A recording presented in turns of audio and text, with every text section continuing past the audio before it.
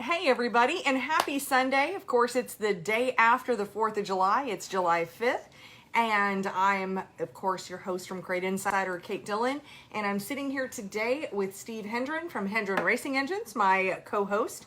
And Steve, so, you know, happy 4th of July, happy 5th of July. Happy 5th of July. Yeah. I mean, not to date ourselves or date our program or anything, but we are inside today because it's only like 800 degrees outside. Yeah, we can only handle so much outside temperature, especially after yesterday on Andy's big deck. The production we did there yesterday, we were like burned up. It was hot. Yeah. Look, we even have a special guest today. It looks like Pippi might want to join us for the show. Here's Pippi decided to jump up here. Do you want to say hi to everybody? No, he's being an asshole. He's being Pippi. This is Pippi is a terrorist. So. But anyway, we don't have anything prepared this week. No, nothing at all. Actually, it's just kind of. Actually, we went live yesterday, so today's just kind of like, oh, hey, maybe it'll be a short day. Yeah, I mean, because we've got some good stuff that we're gonna make for dinner. We're gonna barbecue. Are we? We are. I ate lunch. I might barbecue that tomorrow. You know, that is what you said last week. You do realize I spent about 45 minutes making antipasta salad. Oh, yeah. Just saying. Right. It'll be even better tomorrow. We'll see. Yeah. Right. Anyway, feel free to drop in your questions. Any questions you have for either one of us, really. I mean, we'd like if there's no questions, we can end this really quick and be done for the day. Well, I mean, because we did start late, so. We did start late, but the other thing we always tell people what we're drinking. So tell everybody what you're drinking. I'm just drinking Ultra on draft. And I am drinking. I am lazy. I am drinking a Truly. I've decided to try the blueberry flavor, so I put some frozen blueberries in here with it. Is it alcoholic or non-alcoholic? It's alcoholic. Oh, so it has alcohol in it. It's one of those girl drinks. Yeah, absolutely. I'm going to be kind of basic today, so that's okay. Like the Brie White Claw yesterday. Yeah, well, this is different. Okay. Different brand, same deal, same concept. yes, definitely. But I've got the laptop over here, so I'm gonna be able to see your questions. So feel free to drop those questions in here, or just say hi, so we can say hi to some folks because I see we got some people here. So, take a look. There it says live, and happening now, as it even says. Oh wow! Whew, there we are. There we are. We are live. Alrighty then. Anyway, I'm trying to. The backlight's not that bad. I was kind of figuring we'd be whited out. I know. I was a little worried about that too. Okay, I'm trying to see the comments, but Tori says it sounds like you need a break. And Who? Tori said that. I do? Yeah. Says right there, it says Steve sounds like he needs a break. Oh, I totally do. I'll eat your salad. I'm having a hurricane drink. So Tori's drinking with us today. I see that. So love having Tori. Tori's the best personal assistant I could possibly She's got like a little diamond next to her name up here too, if you notice. It's like #1 fan or some shit. She's like a top fan. Yeah, That's top great. Fan. So Brian says hi. He says still have fingers, I see. Yes. Unfortunately, we did not get to blow anything up last night. Oh, yeah, there's that. Dustin's asking, what are y'all doing? Well, we were currently having adult beverages and enjoying the inside today. We were outside burning up, hanging out with your neighbors, so. Gary's saying that Air Rat Thunder had a great turnout Friday with good racing in all the classes. Good so deal. That's good. Good to hear. Perfect. Yeah, so keep dropping those comments in, and if you have any questions, or that's all we got. We don't really have anything exciting planned. Nothing prepared or anything like that. No, because we were on camera for about an hour and 45 minutes yesterday. Yeah. Unless Pippi wants to do Pippi just keeps on jumping up here. Well, that's what he's gonna do. Yeah. What's your week look like, Steve? I got like a lot of shit to do this week, so we're gonna be busy. Good. Yeah, it's good. I'm not gonna complain, but it's gonna be hot, so probably lose not that I don't need to lose any. Well, I do need to lose weight, so I'll probably lose like 10 pounds this week, in water weight. Yeah, and you're a guy, so you probably will lose that, and then I'll be all like, that sucks that, you can do that. And I'll, yeah. Oh, Mikey says, #I'm ready for 2021. Who isn't? Let's get this year over with. I mean, this shit's just gone on way too long. Over it. Have you seen the official logo for 2020? What is it, like a nuclear bomb explosion, or like? No, it's a 2 that's at average height. It's a 0 at average height, and it's another 2 at really high height. Basically, it's this. It's the middle finger. This is the logo That's for pretty much 2020. Yeah, it pretty much looks like that. That's what it feels like. Okay, we do have a question. So Brandon says, some people are saying they can get 450 to 500 horsepower out of a 602. I personally don't believe that. What's your opinions? Are the engine builders lying? If it's a completely cheated up engine, yeah, I mean, that's obtainable. I mean, it's a Vortec head, and those Vortec heads with like 202 1.6 valves, a little bit of a bowl blend, technically flow enough air for over 500 horsepower. So, yeah, that's completely obtainable, but it's not going to pass tech in any place in the United States that I know of. So not legal. So not legal, and if somebody's saying it's legal and they're getting that much, they're 100% lying to you. Yep, there we go. Okay, what else we got? Ooh, I've heard that 2020 is a mullet and we will party in the back. I hope so. I hope so. I think there'll be a big party November 3rd. Yeah, but the problem is, like with the mullet, isn't it like business in the front, party in the back? Yeah. Our business has all been screwed by all this 2020 so far. Maybe it's like the 2020 mullet would be like shaved in the front. It could be a sideways and party mullet. In the back. Yeah, it could be like a reverse mullet. That'd be weird. Or, I don't know. No, I'm thinking like instead of having, like your hairstyle in the front, like the business, you just be like bald in the front and mullet in the back. Yeah, because the business got, there is stripped. no business. So, there is no business. Yeah, that could be it. Okay. Yeah, we don't really have a lot of comments. But, it is a holiday weekend. So, well, that's true. Like, everybody's recovering probably from yesterday. And, Band-Aids on their fingers from fireworks and, There's that. Band-Aids on their ego from getting sick after drinking so much, that kind of thing. Well, and here's a follow-up to the 602 question. So what's the max legal passing horsepower range that's believable? Well, I don't think there is a passing horsepower range or torque range. I mean, that's these idiots that do this dyno stuff and have a dyno spec for what's legal, what's not legal is just utterly stupid. But because you can have anomalies and variances and, a unicorn engine here and there and, something like that. But, like, on average... Cat fight. Yeah, it's cat fight.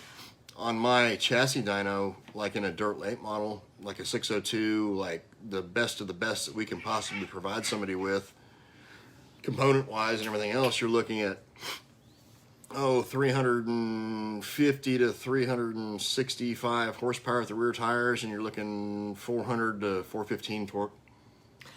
Well, and there's actually a good video where I interview Don Blackshear, and we talk about dynos because it would be great for me to be able to tell you. I know when I first started this, I can make an engine dyno read anything I want it to read. Well, and that's what I was getting to, is that I really thought, like, it's like a scale, so if I weigh a weight on my home scale, maybe it's going to be a little bit off at the doctor's office, but generally speaking, I'll be within a range. But truthfully, that's not how, it's not a scientific, it's a scientific instrument, but the only way you're really getting the like for like is to be on the same chassis dyno or the same engine dyno under the same conditions. And when you start comparing from one dyno to the next, you can't. You absolutely cannot compare those numbers. And even on an engine dyno, I can still input a couple different things into the dyno, and it's going to read different from engine to engine. So it's just not a good test method to me. I agree. Well, you can't base that off of anything. I mean, it's so funny to me. Is like one of the number one things that people always ask me is how much horsepower you can get out of whatever. Hell, I don't know. So I tell them I don't know, because I don't know what's in that particular engine. Like I said, you'll end up with just anomalies every now and again that you can't explain. But Steve, you know everything. Well, no, I don't know everything, unfortunately. Okay. I wish I did, because if I did, I'd be, have a hell of a lot more money than I do now, and I wouldn't be doing this shit. Oh, my goodness. Whatever happened? What was put into your Wheaties today? Okay, Bubba is asking, what headers make the best horsepower on a 604? Depends on the kind of car. So if you got a dirt late model. Yeah, I mean, if it's a dirt late model, the Profabs, hands down. Best horsepower, best torque that we've run across. Horsepower numbers, they'll be similar to stuff like that, and a couple different other kind of headers that I've seen. But torque numbers, like bottom end torque numbers, are just there's honestly no comparison in my opinion, and from our testing. I would agree. And Brandon appreciates the truthfulness of our answers, but that's what I'm not going to sit here and blow wind up nobody's butt. So no. Bill's asking whose deck we're sitting on today. This is actually mine. But we're inside today. Inside because it's we are looking at 1,000 degrees out. What you.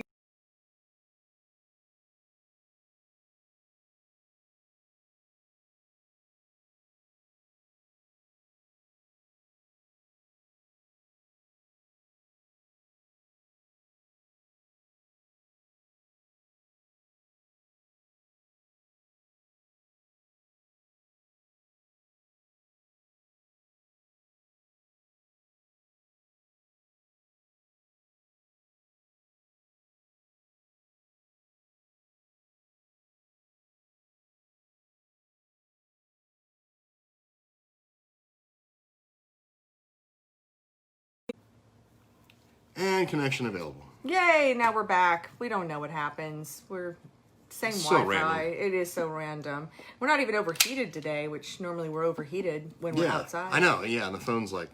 Yeah, it's In good shape. inside. So anyway, I don't really have any groundbreaking anything to say today. No, not today. I don't either. Actually, I'm proud to be an American, like I am every other day of the year. We all are. Yep, and That's why we live here. Celebrating our holiday weekend, just kind of chilling out. Yep. So, yeah, I think that's about all we got for today. Yeah, because I don't know. We just didn't really plan anything today. It's kind of holiday weekend thing, and yeah, there's one more question here. Okay. Yeah, sure. Daniel's asking, I read in certain sanctioning bodies there are I don't know if it's Gen V or Gen 5 black seals.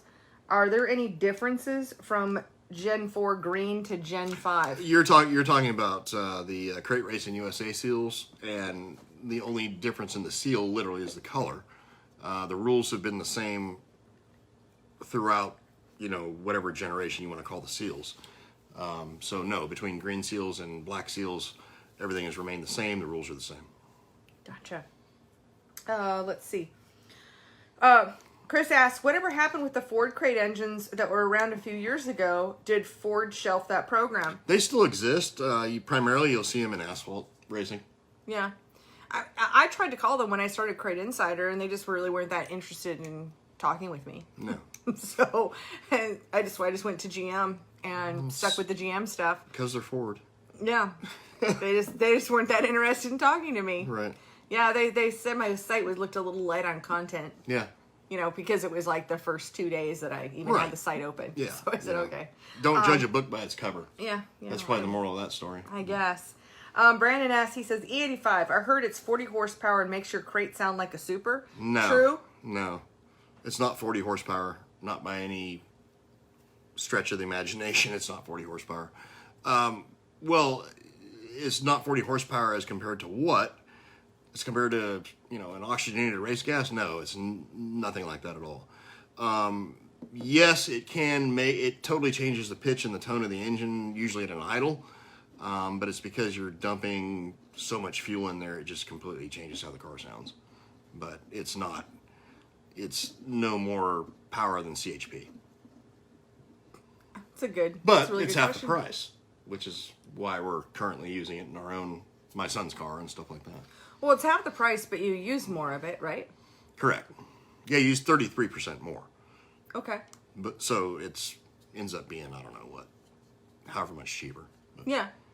I can buy 2 barrels of X85 for what it costs me to buy 1 barrel of CHP. Yep. Yeah, that was a good question. Yeah. A lot of people have questions about E85. Oh, there's so many rumors out there. That's like one thing that I think we started doing that like when we actually first started doing the show. Is like, matter of fact, that'd be a good homework assignment for everybody this week. Is come up with like the craziest crap that people say, and message Kate or something. And I'll start a post. We can start a post. I'll start a post for people to drop in the, what are you hearing? What are some myths or because like rumors? some of these myths and rumors, I actually know the source of them. Yeah. In some respects. So it would be interesting, like maybe next week to sit in here where it's cool. I like that It'll probably idea. be 1,000 degrees outside next week. Yeah. And, I don't know, kick back for an hour and a half or whatever and talk about all the bullshit that's out there that people continue to spew about crate engines. Well, and honestly, that's the... Good, bad, indifferent, whatever. Right, but honestly, that's the whole premise of Crate Insider in the first place, was to be the truthful source. Yeah. Not just to be making money on it, but to be the truthful source, be the source that was going to give the correct information and clear up all the myths and rumors. Correct. And something I was writing a blog post from my personal website and just talking about how we don't ever like jump into the drama or of controversy. Instead, I just try to put out the truthful, correct information without ever trying to call anybody out. But, right, I'm not going to call anybody out. No, there's a couple people I got no problem mentioning on here, but...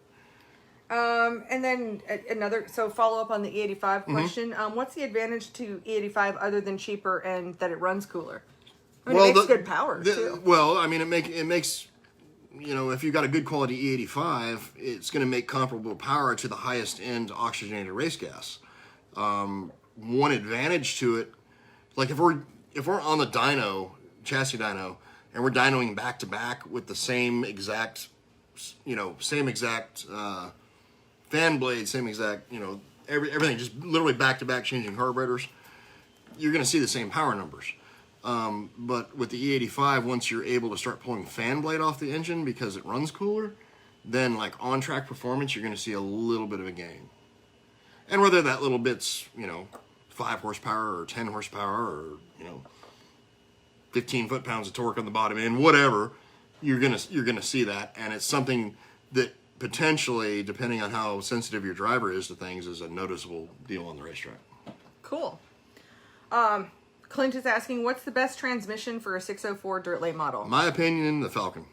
My Falcon roller slide, right? Correct. That's what I've got in my son's car, and that's the only transmission I'll have in there. So. Well, and it's something I normally stock. I know I sold it and I need to order some more. Yeah. So. And you've got a bunch of different options. Like the one that we got in his car has got all the rim polished. It's the trick of the week transmission in his car. So. Yeah. You've got that option too. Yeah, I do. Yeah. Which you offer. Yeah, we can do the rim polished and the whole Correct. deal. All right. Ted saying we got 370 horsepower, 5,200, 417 foot-pounds of torque at 3,900 on methanol. Well, yeah, if you can run methanol, run methanol. Methanol's a totally different deal. I mean, honestly, and we should probably include that when we talk about this stuff. But it's honestly, it's just methanol's a totally legal. different. It's a totally different animal. Pretty much anywhere on the East Coast, methanol is not legal. You don't get to run methanol basically until you get into IMCA country. Right. And California, places like that, where you can run methanol. Right. But and a lot of times when I'm referring to fuels, it doesn't dawn on me about methanol because it's been so long since we've been able to use it out here that it doesn't click. So, yeah, methanol. If your option is methanol or anything else, you better be on methanol. Mm-hmm. Cooler, cheaper, 100%, more horsepower, yeah, cleaner. It's the horsepower is one thing. And you'll see a little bit of a horsepower gain, but it's a torque you can't give up. The torque is where it really excels. Gotcha. Well, I thought the cooling was a big piece of it as well. Well, cooling, yeah, because then you can essentially go down to a 15-inch two-blade fan and keep the thing cool. So you might as well. You might as well have the invisible fan. But in the same sense, methanol is also very susceptible to air-fuel ratio. So if you want to produce the maximum amount of power on methanol, you're back to the point of where it can still start running a little bit warm, stuff like that. Okay, gotcha. Brandon says he loves our show. Thank you so much for watching. Yeah. But I think we'll kind of cut it off early today. If you want to. Unless, shit seems to be kind of picking up a little bit. So yeah, yeah. If there's any questions or, I don't know. What was the craziest shit you were asked all week? Well, let's go there. What was the craziest question you were asked all week? Or do you have one? I really, and not that I recall. I mean, a big part of my week was chasing stuff down, finding out where my shipments are, because dealing with shipping stuff right now is a total freaking nightmare. Because of the COVID? Or is everybody using the COVID as an excuse now? No, what's happening is that the shipping companies are so overloaded because people are doing things like ordering Oreos on Amazon. Yeah, that's right. And so the shipping companies are completely overloaded. Normally this time of year, I'm able to ship out race car parts. They get there on time. My shipments come in on time. But the carriers are so overwhelmed. They're overwhelmed because Karen is sitting at home or ordering Oreo cookies for her kids who are also sitting at home. Oh yeah, or there's whole Facebook groups where people send gifts to each other. Oh, good God. Yeah, well, and that's why they're ordering Oreos. They'll order a 2-pack of Oreos because they're Amazon Prime, so then they'll have them shipped to their friend. So, and some poor bastard's got to deliver that bullshit. Well, yeah, and guess what? The people who have legit businesses shipping. Yeah. I mean, of course, I know a lot of people in the shipping industry. At least my local carriers. I've got friends that are with USPS and of course we work really closely with our FedEx reps and we see our UPS reps and so we have these conversations and they're like, this is like Christmas right now with the number of deliveries, which means it's slowing down our deliveries. It means that sometimes, of course, it's summertime, so I even had a USPS shipment. I saw Kay at Don Ramon's today. Did you? She said she's dreading tomorrow because she works for USPS. Yeah. As you know, and she's like, yeah, we didn't deliver mail on 4th of July, so... Saturday. Her Monday's going to suck. It is. Because of all the Oreos that everybody's ordering online. Oh my gosh,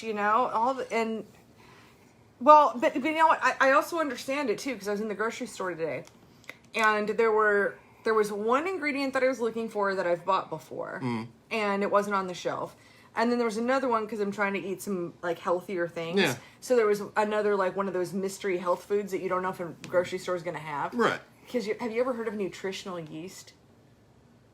No, it sounds freaking disgusting. It's a thing. I don't know. I need 2 tablespoons of it for this recipe I want to make. And so I looked at Food Lion, and then of course I'm looking at it. Anyway, so that I halfway don't expect to be able to find at the grocery store. Yeah. But I expect to find pasta. Yeast is one of those words I don't want to hear again. Okay. Okay, I'm going to clue you guys in that Steve Hendren's least favorite word... No, don't be telling everybody this shit, otherwise they're going to be dropping comments in here saying that crap. I'm going to do it anyway. Should I do it anyway? I'm going to do it anyway. No! Well, there are words that he doesn't like. Apparently yeast is one of them. It's on the list. I don't really have forbidden words. But anyway... So now my thought is, hey, I couldn't find the things in the grocery store, so I'll probably just order them online. I'm probably not the only one, because we're really having it. I mean, the shelves at the grocery stores, I was at 2 grocery stores today, and the shelves are really sad. All the Karens are still bulk buying everything because they think that everybody's going to die of the COVID. No, it's not that. It's supply. It's up the supply chain. And our grocers, what they're hearing from their warehouse is it's like, that product's not available. Yeah. I mean, our grocers are trying to order product, and I'm sure we're not top of the list because we're in a small town. Well, yeah. So that comes into play there too. Right. So, but Vicky Lynn saying, I'm glad that Karen is at home though. Me too. We are all glad Karen's at home, but here's what I'm going to tell you, and this is what I've noticed as this lockdown subsided. All the Karens who couldn't drive on the road at all, that completely sucked at driving. They're now out on the road again with their face masks on as they're driving down the road. And they forgot how to drive. So they're a worse obstacle than what they were before. And it's extremely aggravating to go anywhere right now. Yeah. Okay, here's a question for you, Steve. Mm-hmm. Bailey's asking, what is the typical cost expense on freshening up a 602?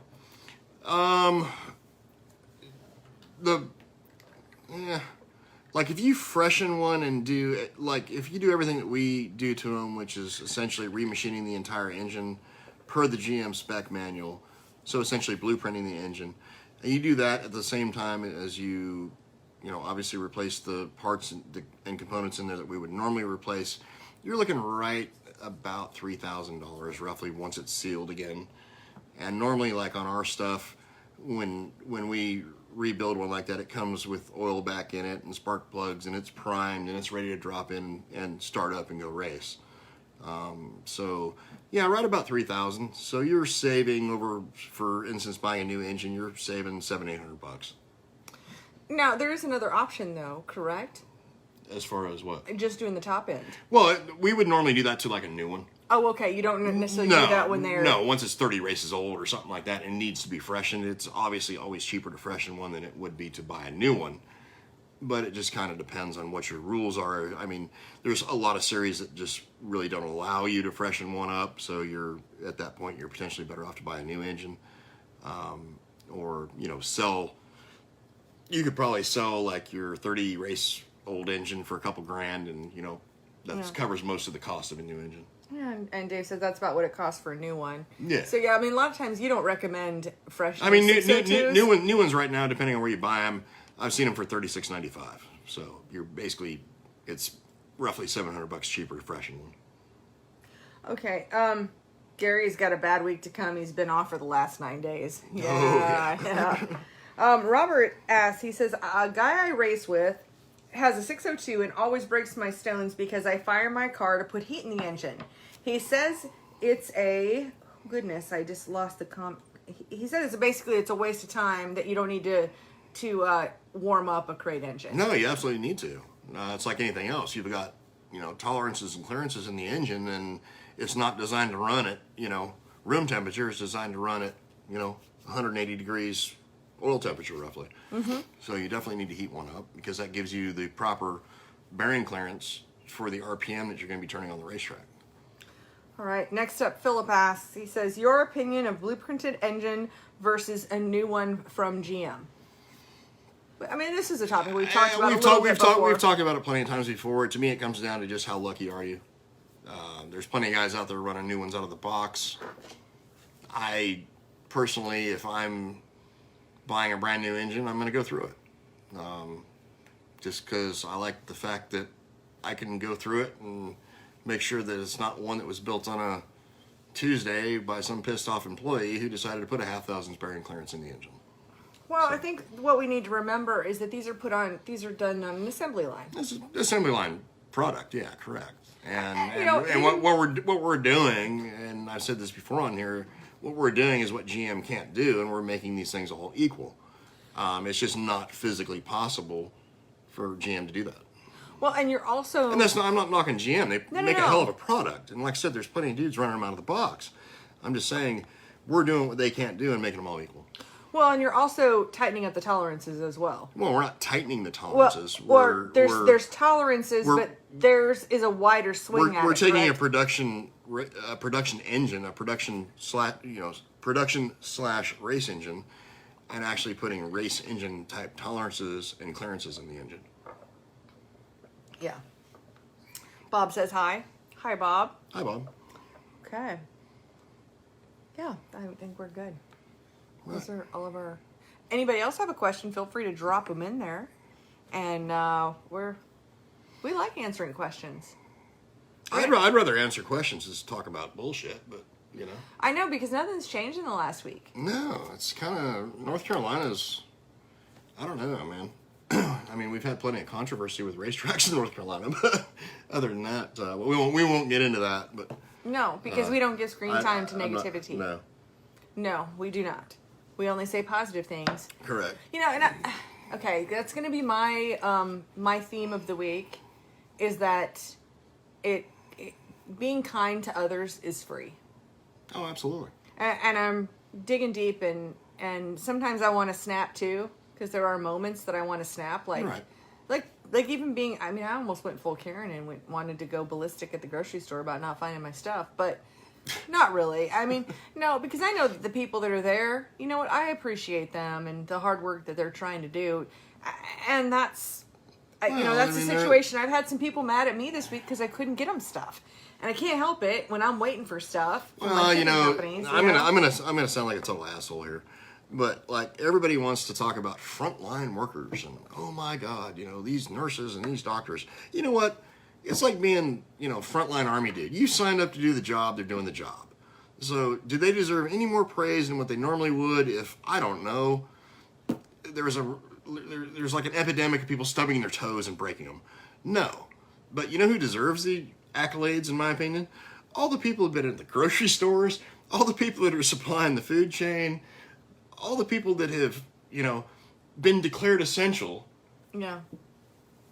And aren't making the $600 a week like a lot of people who, Well, and that's where my attitude is. That's where I bring in my kindness today, and just spending a few moments and just really thanking the person for being the person who's ringing up my groceries and thanking them for being there and thanking them for their help. That's the real heroes in this whole deal. It's not, like I said, the doctors and nurses. That's what they signed up to do. I mean, that's their job. Yeah, it is. Okay, so Clyde asks, hey, what do you prefer for the 604, E85 or 110? Well, if that's your two options, E85, yeah, it's a no-brainer. 110 does not belong in either a 604 or a 602. That is probably the worst fuel you can actually run in one is if you're trying to make power. All right, and Dave asks, he says, hey, Keno time. It's a chassis dyno, so you'd have to have your car there, and it's $140 per hour. There you go. And, usually the average guy's going to be on that hour and a half, and I'm not worried about that extra half hour, so normally I'll charge you like $140. Unless you're one of your customers. Unless you want to sit there and test a bunch of shit all day, and then I'll prorate it. Yeah. Well, but also you do include a chassis dyno time for any of your customers who buy your engines. Any of my customers who buy either one of my blueprinted 604, 602s or a 602 that we just do the top end on, or even if they buy one of our carburetors, the chassis dyno time's free. Yep. Okay. Philip asks, restrictor in intake or lower hose? Your recommendations on cooling system components. I do not recommend a restrictor if you're running a double pass radiator. If you got a double pass, that double pass itself is enough of a restriction.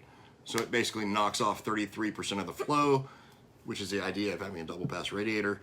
So we run the entire system wide open.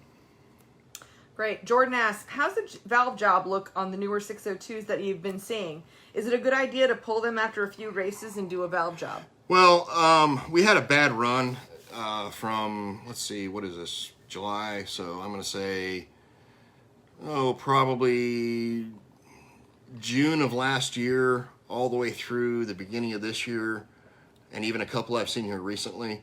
We had a bad run of 602s that had intake valve seats where GM didn't cut the 45-degree angle in the valve seat on the cylinder head.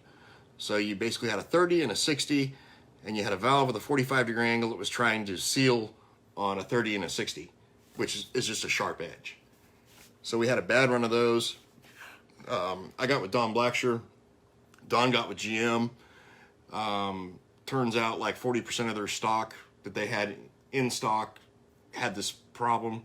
So we're seeing it starting to be corrected, but you still run into the same problem with a 602, even if you have a valve seat, where they induction harden the exhaust seats after they do the valve job. So it'll warp up that exhaust seat, and it'll warp up the adjacent intake seat, or part of it, like where it crosses over, where the two are together. So to me, like if you're gonna buy a new engine, it's just worth doing the valve job. We have to get added whiteboard to our show so that you can draw pictures for us. Well, yeah, it's probably hard to visualize maybe for some people because maybe you don't understand what I'm talking about as far as valve seat goes, and a whiteboard would be a good idea because you've got the angles of the seat where and then where the valve seats on the valve seat. Because it's funny. I came from architecture, so when I actually tell somebody, hey, would you like me to draw you a picture? I'm not even being sarcastic. No, I know you're not when you. So when I'm like, could you draw me a picture? I'm not. I'm not kind of being legit there. No, and there's certain. Matter of fact, what I should probably do actually is sit down and write something up, and actually do my awesome picture drawing, to where people can actually see what I'm talking about when it comes to this. That'd be good. I mean, I've got photographs of, brand new cylinder heads that have been taken off and they're flipped upside down, and I'm shining a LED light through the intake port, and you can see light coming out all the way around the valve. Okay, I can understand that would be a really bad idea. That's really a bad idea. That's a really a bad thing. And that's essentially what I'm talking about, because the valve, you cannot see it on there. Now, eventually it's going to beat itself in to where it's going to half-ass seal. Yeah. But, on a production vehicle, I mean, if you got like a friggin' Chevy van, you're never going to know that that the valve isn't seating. Now, if you got a race engine, or a street stock or a late model, and you're trying to make the most power possible, this is going to be obviously not a good thing. So is it kind of like fitting a square peg into a round hole? Basically? That's exactly what it's like. And at some point, you'll ram it in there enough times that it'll eventually get there. It'll half-ass seal at some point. Okay, gotcha. But it's going to destroy the valve in the process. Gotcha. Interesting. Mm-hmm. Interesting. That's all we have for questions right now. Is it? It is. All right. It is. So, are we done? I don't know. What time is it? It's 5:24. Yeah, it's 5:24. Yeah. Yeah, I think we're good. In the meantime, I want to thank everybody for being here. Thank you for being part of our show. We will put this up tomorrow onto the Racing Insiders podcast if you're watching us live here on Facebook. And I'm just going to go ahead and put the plug in for anybody who does listen to this on the podcast, that you can catch us live generally at 4:30 Eastern on Sundays, and on our Facebook page, which is facebook.com/CrateInsider. I'm only like my second drink in, and I know. I was kind of on the struggle bus there, but thank you so much for being here, and I will see you guys on Tuesday, on Top 5 Tuesday, and otherwise Steve and I will be back next Sunday. I don't think we have anything crazy going on, do we? No. we might do a top 5 something next week. If you've got some suggestions, we might do our top 5 myths, or we just answer those myth questions about the myths, and rumors that are going on there. See what's going on. I'll drop in a post into Crate Insider. Probably do that tomorrow to just drop in those questions of what you're wondering. I mean, fact or crap, I guess maybe we'll call it that. Fact or crap? Yeah, that'd be awesome. Yeah, that's a good name for it. Thank you. It's not really original. Bad thing is, 95% of it's going to be crap, so... Well, we all know that. So I'm going to have to make a little fact or crap graphic that I'll put up so that, people will see the fact or crap graphic, and then, then we'll take a look at those comments, and that'll be how we kick off next Sunday's show. So yes. And thank you so much for everybody for being here. Thank you for being part of the show, and we'll see you next week on our Unsealed show. Later. See you later.